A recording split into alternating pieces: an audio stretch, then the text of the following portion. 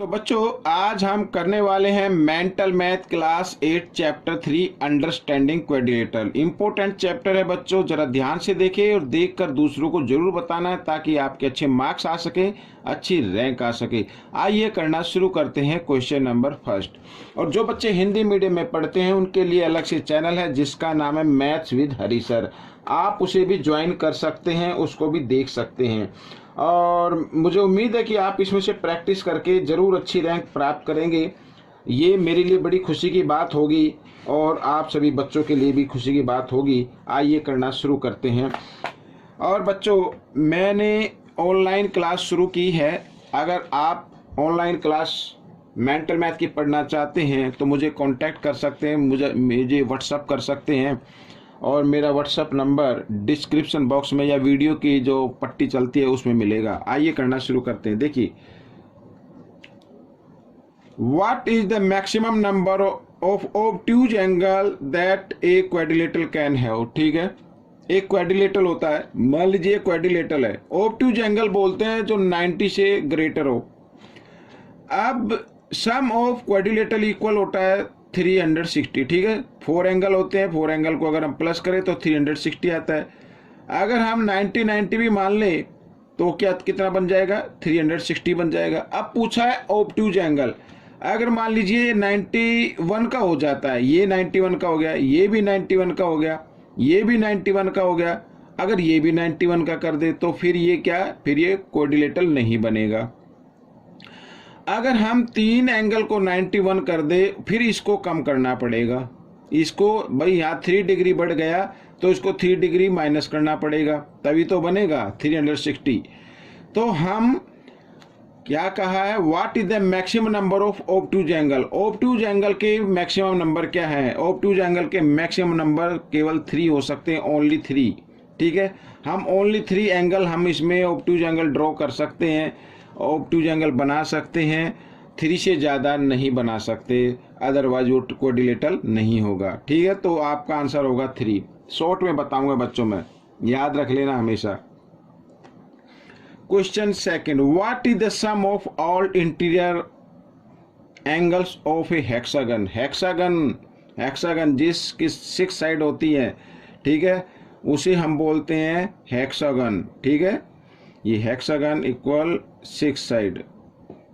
ये तो हमें इंटीरियर एंगल का सम फाइंड आउट करना है। तो फॉर्मूला बच्चों मैं आपको बताता हूँ, n-2 और इंटू 180। ये फॉर्मूला आपको याद करना है। किसी भी पॉलीगन के इंटीरियर एंगल अगर आपको फाइंड आउट करने हो तो ये फॉर्मूला आपको लर्न होना चाहिए। अब n का मतलब होता है साइड से होता है, तो 6 - 2 और इंटू 180। बच्चों 6 में से 2 माइनस करेंगे कितना आ जाएगा, 4 आ जाएगा। 4 को 180 से मल्टीप्लाई कर देंगे, 18 4 जा होता है 720। ठीक है, और यहाँ पे 0 है तो 0 लगा दीजिए। तो interior angle, the sum of interior angle of hexagon is equal to 720 degree. तो ये आपका आंसर आएगा। तो ये फॉर्मूला आपको लर्न रखना है। ठीक है, कुछ फॉर्मूले होते हैं उनको आपको लर्न रखना पड़ेगा। आगे देखो, how many non-overlapping triangles can we make in a polygon having a side of joining the vertex। ठीक है, अब यहाँ पर पॉलीगन है, कोई भी पॉलीगन हो उसके वर्टेक्स को ज्वाइन करके हम ओवरलैपिंग नॉन ओवरलैपिंग कितने ट्रायंगल बना सकते हैं, हमें ये बताना है। अब बच्चों देखो, जैसे ये मान लीजिए ये है क्वाड्रिलेटरल, इसमें हम इसके वर्टेक्स को मिलाए तो ये हो गया। अब ठीक है, तो कितने ट्रायंगल बन गए बच्चों, 1 और 2 बन गए। ठीक है, वर्टेक्स को मिलाकर, और तो नहीं मिला सकते, ऐसे नहीं काटना है।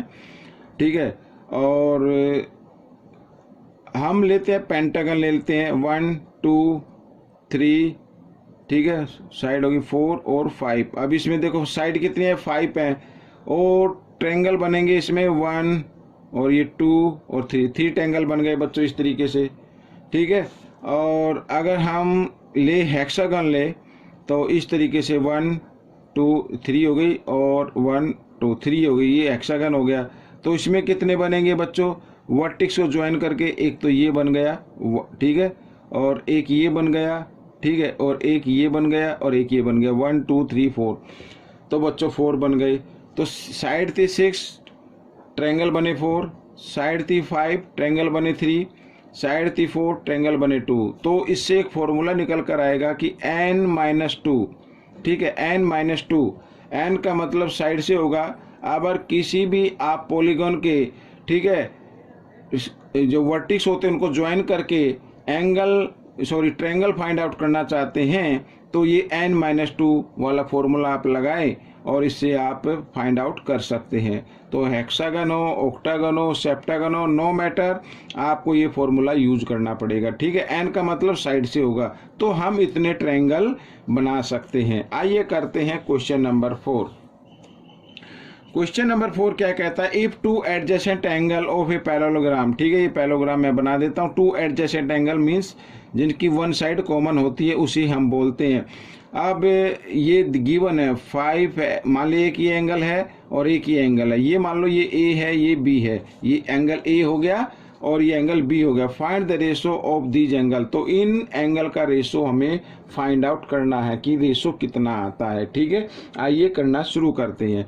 तो बच्चों हम सभी जानते हैं, ठीक है, एडजेसेंट एंगल का सम क्या होता है, 180 डिग्री होता है, ठीक है। तो हम इनको यानी 5x minus 5 degree plus 10x plus 35 degree को हम रख लेंगे 180 के इक्वल, ठीक है, because sum of adjacent angle is equal to 180 degree.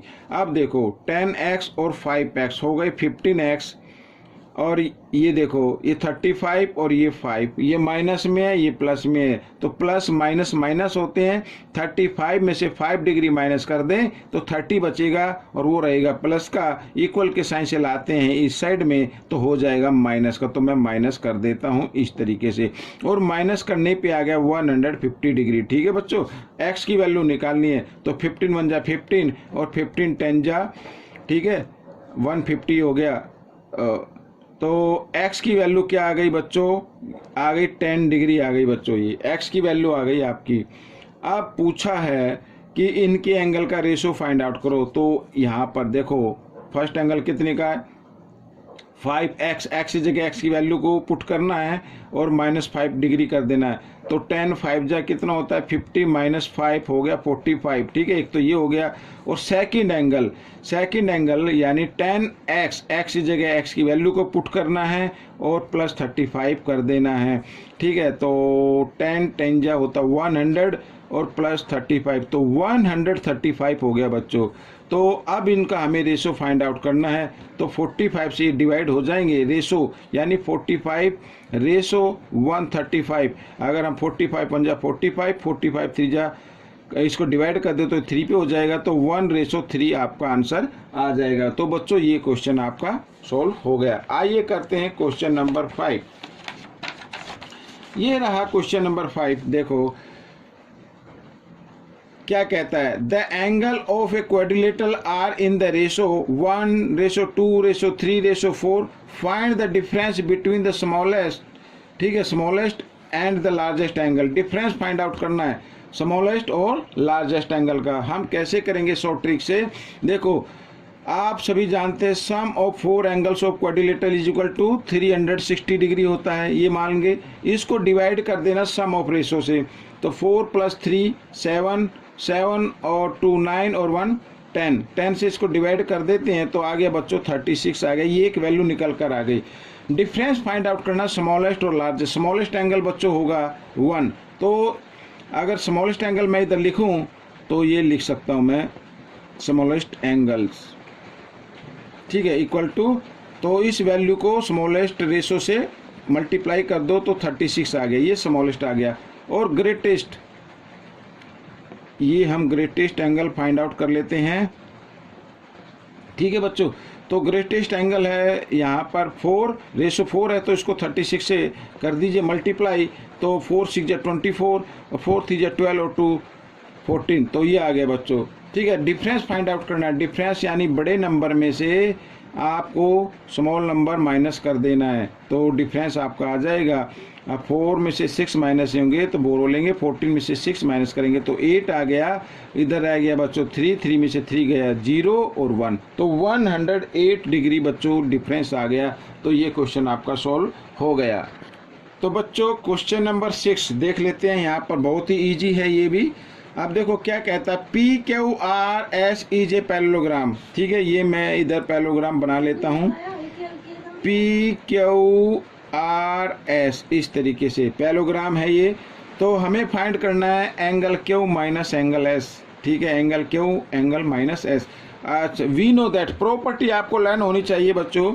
हम सभी जानते हैं कि opposite angle of parallelogram are equal. ठीक है, यानी कि एंगल क्यू इक्वल होगा एंगल एस के। तो आप चाहे तो लिख सकते हैं opposite angles of parallelogram are equal. ठीक है, अपोजिट एंगल जो होते हैं पैरेललोग्राम के वो क्या होते हैं, इक्वल होते हैं। तो ये दोनों क्या है, इक्वल हैं। तो अगर एंगल क्यू इस एंगल एस को मैं इधर ले आऊं तो ये माइनस का हो जाएगा और इधर क्या बचा, 0 बचा बच्चों। तो ये आपका आंसर आ गया। ठीक है, आइए करते हैं क्वेश्चन नंबर 7। तो क्वेश्चन नंबर 7 क्या कहता है, what is the number of sides of regular polygon whose exterior angle measure 72 degree. ठीक है, 72 डिग्री है बच्चों। और एक चीज़ और याद रखनी है आपको कि कोई भी पॉलीगॉन हो उसके एक्सटीरियर एंगल का सम हमेशा कितना होता है, 360 डिग्री होता है। चाहे वो क्वाड्रिलेटरल के हो, पेंटागन के हो या कोई भी हो बच्चों। अब क्या कहा है, what is the number of sides of a regular polygon whose exterior angle measure 72 degree. हमें साइड फाइंड आउट करनी है, हमें नहीं पता, लेकिन हमें ये पता है sum of exterior angle of any polygon is equal to 360। तो इसको हमें 72 से डिवाइड कर देना है। ठीक है, वन एंगल से सम तो ये होता है, तो 72 से इसको डिवाइड कर देते हैं तो ये जाएगा 5 पे। ठीक है, तो इसका मतलब रेगुलर पॉलीगॉन की साइड कितनी होगी, 5 होगी। तो मैं यहाँ पर लिख देता हूँ 5 साइड, यानी पेंटागन हो गया बच्चों। ये क्या हो गया, पेंटागन। ठीक है, आइए करते हैं next question. If only one diagonal of a quadrilateral bisect the other. ठीक है, then which type of quadrilateral. तो बच्चों ये भी एक प्रॉपर्टी होती है, यदि एक डायगोनल दूसरे को, केवल एक ही डायगोनल दूसरे को बाइसेक्ट करता है तो वो एक काइट ही बनाएगा बच्चों। क्या बनाएगा, काइट बनाएगा। मैं आपके बनाकर दिखा देता हूँ इस तरीके से ये। ठीक है, अब ये हो गया बच्चों, ये इस तरीके से। और ये अब आप सोचेंगे, यानी ये जो डायगोनल है ना, ये डायगोनल ने इस डायगोनल को बाइसेक्ट कर दिया है, लेकिन इसने इसको बाइसेक्ट नहीं किया। ऊपर छोटा हिस्सा, नीचे बड़ा हिस्सा है। तो इस टाइप का जो क्वाड्रिलेटरल होता है वो केवल काइट में ही होता है, केवल काइट ही बन सकते। तो आपको इसको लर्न कर रख लेना बस कि काइट में होता है जो वन डायगोनल सेकंड डायगोनल को बाइसेक्ट कर देता है, ओनली वन डायगोनल। ठीक है, दूसरा नहीं। आइए करते हैं क्वेश्चन नंबर 9। तो क्वेश्चन नंबर 9 बच्चों देखो, ये रहा आपके सामने भी, बहुत ईजी है ये भी। The interior angle of a triangle are in the ratio. ये रेशो गिवन है इंटीरियर एंगल का, हमें क्या फाइंड आउट करना है, what is the ratio of its exterior angle. Exterior angle का रेशो फाइंड आउट करना है।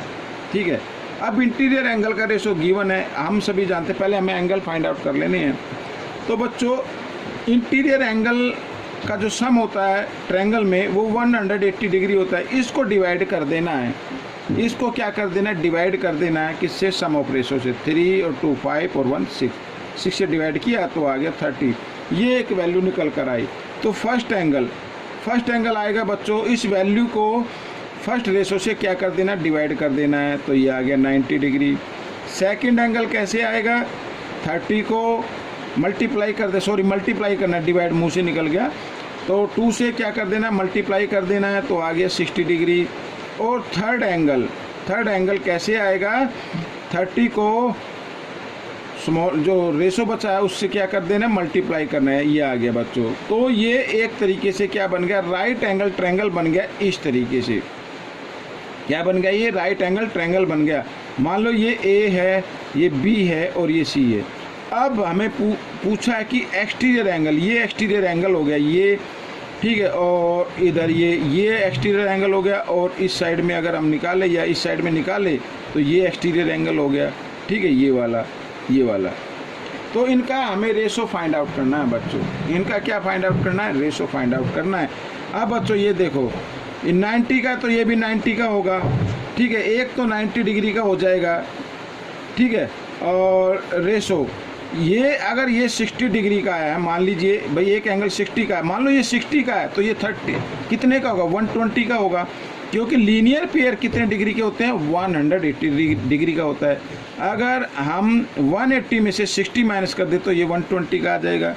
तो मैं इसको लिख लेता हूँ, 120 लिख लेता हूँ, ठीक है। ये अच्छा, ये एंगल कितने का होगा भाई, ये कितने का है, ये थर्ड एंगल मान लो 30 का है, और लीनियर पेयर कितने का होता है, 180 का होता है। 180 में से अगर 30 माइनस कर दे तो 150 बचेगा, तो ये 150 का होगा, तो ये 150 में लिख लेता हूँ। हमें रेशो फाइंड आउट करना है। अब 0 से 0 आप कैंसिल कर दीजिए, 3 से 3 3 जा 9, 3 4 जा और 3 5 जा 15। बच्चों ये आ गया, ठीक है, ये आ गया। अब रेशो कैसे लिख सकते हैं, 3:4:5, ये आपका आंसर बन जाएगा। समझ में आया? नहीं आया तो एक बार फिर देखिए, या फिर आप मुझे कमेंट्स कीजिए, एक बार फिर इसकी वीडियो बनाकर आप सभी बच्चों के लिए अपलोड कर दी जाएगी। शॉर्ट में सीखना है, मेंटल मैथ, प्रैक्टिस ज़्यादा से ज़्यादा प्रैक्टिस करेंगे तो आपको आ जाएगा। आइए करते हैं इस पार्ट का last question. If the area of square is, ये एरिया गिवन है बच्चों, स्क्वायर गिवन है, स्क्वायर की प्रॉपर्टी लर्न है ना, सभी साइड क्या होते हैं, इक्वल होती है। तो एरिया ऑफ स्क्वायर, ये मैं लिख लेता हूँ, एरिया ऑफ, इधर ये थोड़ा सा, area of square, area of square is, area of square लिख लेते हैं 289 square centimetre. Then find the length of its diagonal, diagonal की लेंथ फाइंड आउट करनी है। आइए करना शुरू करते हैं। अब बच्चों देखो, एक चीज़ याद रखनी है, एरिया गिवन है ना, लेकिन एरिया क्या होता है, फॉर्मूला क्या होता है, साइड इंटू साइड, यही तो होता है, साइड इंटू साइड या साइड स्क्वायर, ठीक है। तो हम इसको इस तरीके से रख सकते हैं। अब बच्चों ये 2 इधर स्क्वायर में इक्वल के साइन से इधर लेके आओ तो आपकी साइड आ जाएगी। तो 2 इधर आकर स्क्वायर रूट में कन्वर्ट हो जाएगा, 289, 289 का स्क्वायर रूट क्या होता है, 17 होता है। तो 17 सेंटीमीटर क्या आ गई बच्चों, ये आ गई साइड। अब आपको निकालना है डायगोनल। अब मैं आपको बताता हूँ ट्रिक। डायगोनल, डायगोनल देखो बच्चों इस तरीके से, ये वाला, ये डायगोनल आपको निकालना है। तो ये मालूम है ये 17 है, ये 17 है, तो ये निकालना है। आप इस तरीके से स्क्वायर का डायगोनल निकालना हो या राइट एंगल का हाइपोटेन्यूज निकालना हो, एक ही बात होती है। तो आपको सीधा लिख देना, जितनी साइड है ना उसको लिखना पहले, और रूट का साइन बनाकर 2 लिख देना, ये डायगोनल आ जाएगा बच्चों सेंटीमीटर, ठीक है। अभी मैं थोड़ा सा एक एग्जांपल और देता हूँ। मान लो ये साइड है 5 और ये साइड है 5, तो इसका डायगोनल अगर निकालना हो तो क्या होगा, तो 5 को लेना है और √2 लगा देना है, ठीक है। अगर ये एक और स्क्वायर लेते हैं, ये मान लीजिए ये है 7 और ये है 7, तो डायगोनल क्या होगा, 7√2 हो जाएगा। समझ में आया? आप निकाल कर देख सकते हैं, और इसके ऊपर मैंने एक्सप्लेन से एक वीडियो बनाई हुई है, तो आप मेरे चैनल पर जाकर उसको सर्च करके देख सकते हैं कि ये √2 कैसे आता है। पाइथागोरस थ्योरम का यूज करना है। पाइथागोरस थ्योरम का जब हम यूज करेंगे, मान लो ये 7 है, ये 7 है, ये ABC, तो अगर AC की लेंथ आपको निकालने तो AC स्क्वायर इक्वल होगा AB square plus BC square, ये तो मालूम है ना आपको, ठीक है। AC की निकालने तो AC स्क्वायर, ये स्क्वायर रूट इधर लगा देता हूँ मैं, स्क्वायर है ना, इक्वल के साइन से इधर लेके आएंगे, रूट के अंदर चेंज कर देंगे। तो 7, AB कितनी है 7, तो यहाँ पे 7 लिख दीजिए, 7 स्क्वायर प्लस 7 स्क्वायर, इस तरीके से। तो 7 का स्क्वायर होता है 49, इधर भी 49, ठीक है। ऐड किया दोनों को तो 9 और 9 18, 4 और 4 8 और 1 9, 98 आ गया। अब आप इसके क्या निकाल ले, फैक्टराइज से रूट निकालेंगे हम इसका, तो 2 से करेंगे, ठीक है। 2 से देखो, 2 4 जा 8, 2 9 जा 18, अब 7 से 7 7 जा, ये आ गया। अब स्क्वायर रूट स्क्वायर जब हम निकालते हैं, स्क्वायर रूट निकालते हैं तो हमें पेयर बनाना होता है, तो पेयर बन गया, और जिसका पेयर नहीं बना उसको अंदर रख दिया, आ गया ना वही नंबर। तो आपको शॉर्ट में करना है। अगर किसी भी, मान लीजिए इधर ये स्क्वायर है और इसकी साइड 11 है, आपसे कहा जाए डायगोनल की लेंथ क्या होगी, तो डायगोनल की लेंथ होगी 11√2, सीधा लिख देना है बच्चों, ठीक है। तो ये क्वेश्चन आपका हो गया है, साथ ही वीडियो कंप्लीट हो गई है। आपको ये वीडियो कैसी लगी मुझे ज़रूर बताना, और इसमें से सीखकर दूसरों को ज़रूर सिखाना है, so that you may get good marks and rank. Thank you.